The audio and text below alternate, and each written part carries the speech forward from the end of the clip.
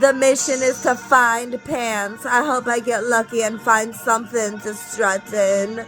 Buns equipped to run on a bill. Straight dip. Humongous grill, ate then flaked on that shit. Bummer, till the cookie crumbles, it's chill. Is that a cucumber in your pants or a dill pickle? Or is your dick getting fickle? Wanna be tickled, wanna be licked though. Heterosexuals bendin low for the federal bread flow.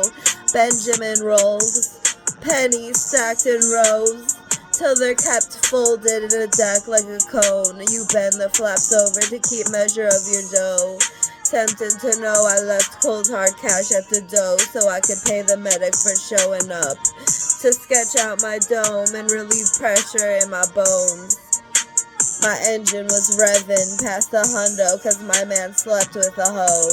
Did I mention he's broke? Fed up with his rogue skepticism toward big-breasted women in their pole.